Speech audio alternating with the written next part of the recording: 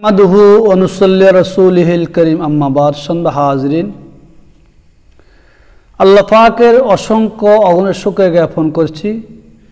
আল্লাহ রাব্বুল আলামিন বিশেষ করে আমাকে কোরআন ও হাদিসের আলোকে যে গুরুত্বপূর্ণ বিষয়টি আপনার সামনে উপস্থাপন করার তৌফিক দান করেছেন, এই জন্য আমি সবচেয়ে বড় শুকরিয়া আদায় করি, সবচেয়ে বড় কৃতজ্ঞতা প্রকাশ করি। আল্লাহ রসুলের সাহাবী হযরত আব্দুল্লাহ ইবনে সালাম রাদিয়াল্লাহু তাআলা আনহু বলেন, মহানবী সাল্লাল্লাহু আলাইহি ওয়াসাল্লাম মদিনা আগমনের সাথে সাথে আমি তার দরবারে গিয়ে হাজির হলাম। সর্বপ্রথম আমার কানে বিশ্বনবীর যে কথাটুকু প্রবেশ করল তা হলো এই, আল্লাহ রাসূল বলতেছেন, হে লোক সকল, তোমরা পরস্পরকে বেশি বেশি করে সালাম দাও। পরস্পরকে একে অপরের সাথে সাক্ষাৎ হলে সালাম দিবা। আমরা তো সালাম দিচ্ছি না, সালামের কথা ভুলে যাই। সালাম খুব গুরুত্বপূর্ণ বিষয়। একজন দুইজন মুসলমানদের মধ্যে সম্পর্ক স্থাপন হওয়া, একজন মুসলমান আরেক মুসলমানের কাছে মুসলমান হিসাবে পরিচিতি হওয়ার মূল বিষয় হলো সালাম। যখন একে অপরকে সালাম দিব তখন অবশ্যই উভয়ের মধ্যে উলফত, মোহাব্বত, ভালোবাসার সৃষ্টি হবে। কারণ সালাম শব্দ হলো শান্তি। আসসালামু আলাইকুম ওয়া রাহমাতুল্লাহি ওয়া বারাকাতুহু। আপনার উপরে আল্লাহ পাকের সালাম, শান্তি, রহমত, বরকত বর্ষিত হোক। আর যিনি সালাম দিবেন, ওয়া আলাইকুম আসসালাম ওয়া রাহমাতুল্লাহি ওয়া বারাকাতুহু, তোমার উপর আল্লাহ পাকের সালাম, শান্তি, রহমত বর্ষিত হোক। তো এই সালামের মাধ্যমে মুসলমানদের পরিচয় পাওয়া যায়। এই সালামের ব্যাপারে বলছেন, সর্বপ্রথম যে কথাটুকু আমার কানে এসেছে, বিশ্বনবী বলেছেন, পরস্পরকে বেশি বেশি করে সালাম দাও।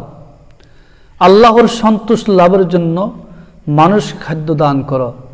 2 নম্বরে আল্লাহর সন্তুষ্টি অর্জন করার জন্য মানুষকে খাদ্য দান করো। মানুষকে খাদ্য দিবে একমাত্র আল্লাহর সন্তুষ্টি অর্জন করার জন্য, বা কোনো দেখানোর জন্য নয়। আত্মীয় স্বজনের সাথে সম্পর্কে গড়ে তোলা এবং এমন সময়ে নামাজে মনোনিবেশ করা যখন সাধারণত লোকেরা নিদ্রামগ্ন থাকে।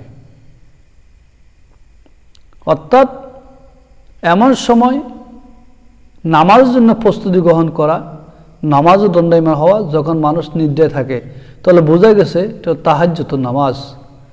অর্থাৎ মানব জাতির আমল সমূহের মধ্যে সবচেয়ে দামি আমল হলো, আল্লাহর নৈকট্য অর্জন করার হাতিয়ার হলো তাহাজ্জুদ নামাজ।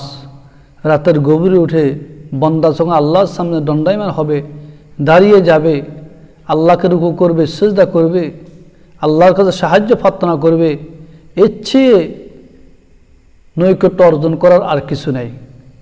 সকল আমলের মধ্যে সবচেয়ে গুরুত্বপূর্ণ আমল। স্মরণ রেখো, এই কথাগুলো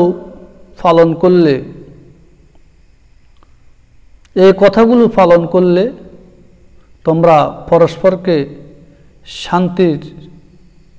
পরস্পর সুখ শান্তিতে জান্নাতে প্রবেশ করতে পারবে। তোমরা যদি এই কথাগুলি স্মরণ করো, যে কথাগুলো আমি বলছি, যে আমলের কথা বলছি, এই আমলগুলি যদি তোমরা স্মরণ রাখো, তো তোমরা পরম সুখ শান্তিতে জান্নাতে বসবাস করতে পারবে, জান্নাতে প্রবেশ করতে পারবে। এগুলোর বিনিময়ে আল্লাহ রাব্বুল আলামিন তোমাকে অফুরন্ত জান্নাত দান করবেন মৃত্যুর পরে, যে জান্নাতের সুরের শেষ নাই, যে জান্নাতের তলে নহর পয় থাকবে, জান্নাতিন তাজরি মিন তাহতিহাল আনহার, এমন জান্নাত যে জান্নাতের তলদেশে নহর প্রবাহিত থাকবে। শুধু নহর নয়, আল্লাহ রাব্বুল আলামিন জান্নাতের মধ্যে জান্নাতবাসীদেরকে 70,000 হুরের গেলমান দাঁড় করবেন। হুর হলো রূপসী সুন্দরী নারী, জীবনে যাদের গায়ে কোনো একটা টাচ পড়ে নাই, আল্লাহ পাক কুমারী, সে এমন নারী আল্লাহ রাব্বুল আলামিন জান্নাতবাসী দিবে। ছোট ছোট বাচ্চা দিবে, তারা মানে জান্নাতবাসীদেরকে আপ্যায়ন করাবে, বিভিন্ন মেহমানদারি করবে। ইয়াতুফু আলাইহিম বিলদানুম মুখাল্লাদুন ওয়া ইযা রাআইতাহুম হাসিবতাহুম লুলুআম মানসুরা। এই যে আল্লাহ রাব্বুল আলামিন জান্নাতের নিয়ামতের ব্যাপারে এই আয়াত নাযিল করেছেন। মিশকাত শরীফের 108 নম্বর পৃষ্ঠা। অন্য হাদিসে এসেছে উম্মুল মুমিনিন হযরত মাইমুনা রাদিয়াল্লাহু তাআলা আনহা তার এক বাদীকে মুক্ত করে দিয়েছেন। তিনি তার একজন বাদীকে মুক্ত করে দিয়েছেন।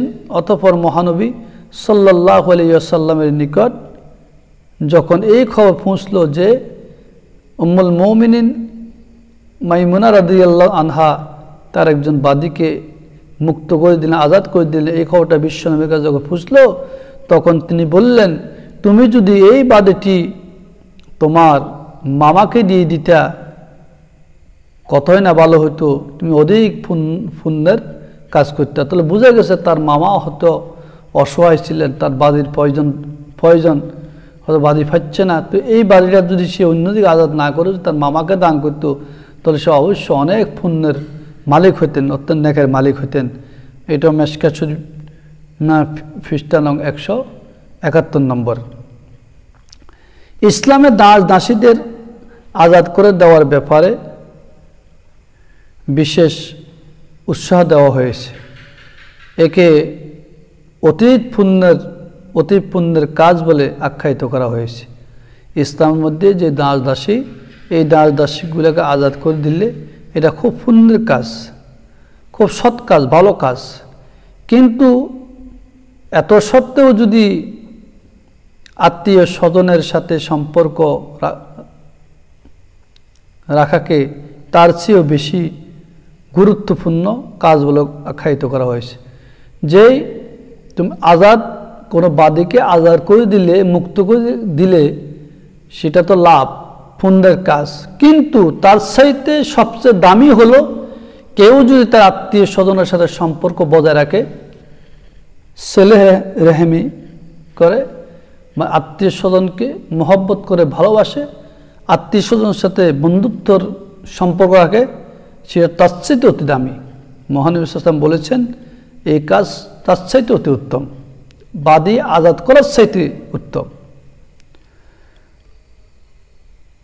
কোনো অভাবগ্রস্ত ব্যক্তিকে সাহায্য করলে সদগার সওয়াব পাওয়া যায়। কেউ যদি কোনো অসহায় ব্যক্তিকে সাহায্য করে তাহলে সে সদগার সওয়াব পাবে। আর নিকট আত্মীয়কে সাহায্য করলে সদগার সওয়াব পাওয়া যাবে, তার সাথে তাতে বাস্তৃত্ব বন্ধনের ব্যবস্থা হবে, বন্ধুত্ব তৈরি হবে। তো মিশকাত শরীফ পৃষ্ঠা নং 171। তো সময় হাজির অবশ্যই আমরা এই গুরুত্বপূর্ণ কাজগুলো অবশ্যই করব। যে বিষয়টা আমি আপনাদের সামনে আলোচনা করেছি খুব গুরুত্বপূর্ণ বিষয়। বিশ্বনবী মুহাম্মদ রাসূলুল্লাহ সাল্লাল্লাহু আলাইহি ওয়াসাল্লাম কোরআন ও হাদিসের আলোকে যে কথাগুলো উপস্থাপন করছেন, যে কথাগুলো বলছেন, এই কথাগুলো সবচেয়ে দামি। অর্থাৎ মানুষকে যখন দেখবা, মানুষকে দেখার সাথে সাথে সালাম বিনিময় করবা, সালাম দিবা। এই সালাম দেওয়ার কারণে আল্লাহ রাব্বুল আলামিন ওয়ের মধ্যে অলফত, মহব্বত, ভালোবাসা পয়দা করবে। আর আল্লাহ রাব্বুল আলামিন যিনি সালাম দিবে তার সকল গুনাহ আল্লাহ তাআলাকে ক্ষমা করে দিবেন। আর যিনি সালাম দেয় তিনি হলেন বড়, আর যিনি সালাম নেন তিনি ছোট। তো সালাম যিনি দেন তিনি পাবেন 90 নেকি, আর যিনি নেন তিনি পাবে 10 নেকি। তাহলে কি 90 নেকি বেশি না? তো অবশ্যই আমরা 90 নেকি পাওয়ার জন্য চেষ্টা করব, 90 নেকি পাওয়ার জন্য আমরা কাজ করব। তো এই জন্য আমাদেরকে সালাম দেওয়া, রাস্তাঘাট বিভিন্ন স্থানে আমরা যখন হাঁটি চলি, কি আলেম, কি মাস্টার, কি মানে সাধারণ লোক, মানে কোনো আমরা সালামের প্রচলন করি না, সালাম দেওয়ার জন্য আমাদের খেয়াল থাকে না। বিশ্বনবী জনাব মুহাম্মদ রাসূলুল্লাহ সাল্লাল্লাহু আলাইহি ওয়াসাল্লাম বলেছেন, কিয়ামতের পূর্বে দুনিয়াতে সালাম উঠে যাবে, কেউ কাউকে সালাম দেবে না, সালামের ফতা নষ্ট হয়ে যাবে, সেটা কিয়ামতের আলামত।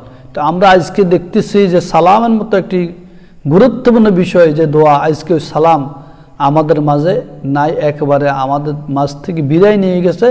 আমরা কেউ কার দেখলে সালাম দিতে চাই না। হ্যাঁ, ইল্লা মাশাআল্লাহ কিছু ভাই আছে, ওনারা অবশ্যই সালাম দেওয়ার জন্য চেষ্টা করেন, সালাম দেন।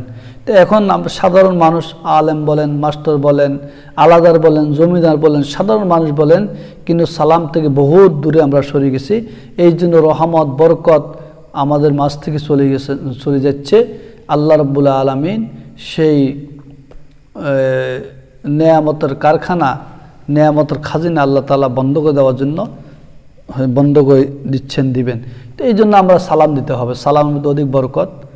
আর অসহায় মানুষকে খাদ্য দান করব, অসহায় মানুষকে খাওয়ার ব্যবস্থা করে দিব, এটাই আমাদের সবচেয়ে বড় কাজ। এই জন্য আমি যে কথাগুলো আপনাদের সামনে উপস্থাপন করেছি, এই কথাগুলো সবচেয়ে দামি এবং সবচেয়ে ভালো, মঙ্গলজনক।